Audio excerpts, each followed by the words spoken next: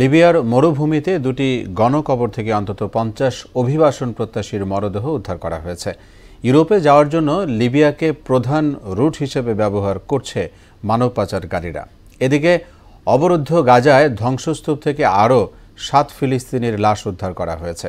অন্যদিকে যুক্তরাষ্ট্রে প্রবেশ করা সব ইস্পাত অ্যালুমিনিয়ামে 25% শুল্ক আরোপের ঘোষণা দিয়েছেন ডোনাল্ড ট্রাম্প। বিস্তারিত জানাচ্ছেন ইশতিয়াক হোসেন।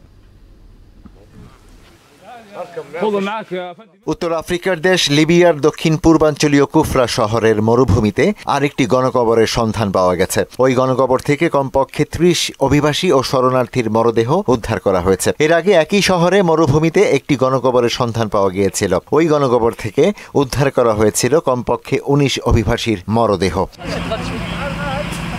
গত বছর লিবীয় কর্তৃপক্ষ রাজধানী ত্রিপোলির দক্ষিণে ওয়ারিফ অঞ্চলে অন্তত 65 অভিবাসীর মৃতদেহ উদ্ধার করেছিল। বর্তমানে অভিবাসীদের ইউরোপে যাওয়ার অন্যতম প্রধান পয়েন্ট হয়ে উঠেছে লিবিয়া। মানব পাচারকারীরা দেশটিতে দীর্ঘস্থায়ী অস্থিরতার সুযোগ নিয়ে অভিবাসীদের পাচার করে আসছে। অবরুদ্ধ গাজা ভূখণ্ডে ধ্বংসস্তূপের ভেতর থেকে আরও 7 ফিলিস্তিনির লাশ উদ্ধার করা হয়েছে। এর ফলে উপত্যকাটিতে নিহতের মোট সংখ্যা দাঁড়িয়েছে 48,200 জনে। এদিকে গাজায় ইসরায়েলি হামলায় 4 ফিলিস্তিনি নিহত হয়েছেন। যুদ্ধবিরতির মধ্যেই ইসরায়েলি হামলা ও ফিলিস্তিনিদের প্রাণহানির এই ঘটনা ঘটল। ফিলিস্তিনের গাজা উপত্যকায় 7 ফিলিস্তিনি সাংবাদিককে হত্যা করেছে ইসরায়েল। গত জানুয়ারি মাসে এই হত্যাকাণ্ড ঘটিয়েছে নেতানিয়াহু সেনারা। গেল 15 মাসে 2 শতাধিক সাংবাদিক নিহত হয়েছেন।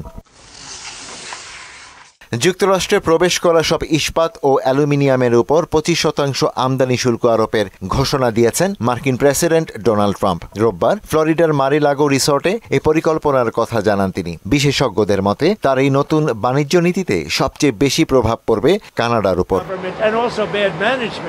ইশতিয়াক হোসেন, মোহনা সংবাদ।